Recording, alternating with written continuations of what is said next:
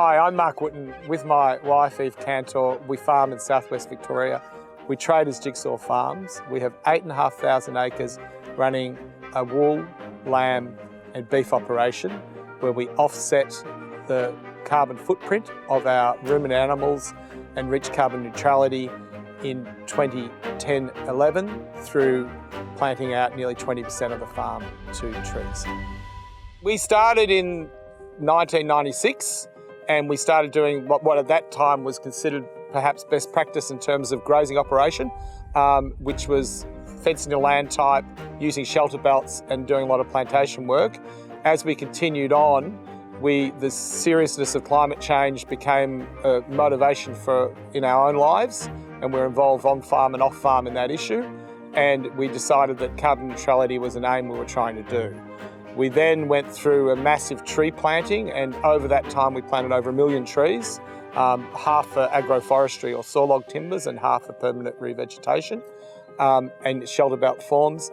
And with the whole farm planning, we wanted to make sure that from a shelter point of view, so lots of shelter belts were put in, that we had different income sources from timbers further on, and we wanted to increase the fertility of both the flock through genetics, but also the pasture through fertiliser program.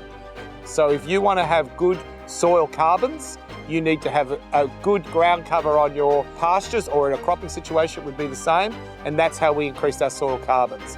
Our soil carbon level here now is just under 4% across the farms, and we test down to 1 metre. So we've got very good data to prove what we're doing. If you look behind, this is a containment area which is holding 7,000 lambs at the moment, which will be all weathers, which will be shorn in the next few weeks, and then they will be sold for meat. And then they will, by being in here, they are protecting our pastures. We've made an active decision to stay with the merino operation here for 2 reasons. We think genetically we've got a lot of movement and we're continuing to do it to improve our fecundatory levels and therefore lower our carbon footprint. The other thing is we think wool is probably the premium and best moving towards carbon neutral fibre in the world. We've discovered through this that economic sense and carbon sense are actually hand in hand. And that's the story of Jigsaw Farms in a nutshell. That by being high input system, by being profitable, it allows us to do the offsets and to do the good environmental works, but still give a very good return. And I think that's where the future is. From a producer point of view, we would like research to be focused on giving us farm level carbon measurement tools, technologies that we can do to change the behaviour in terms of methane reduction of our animals.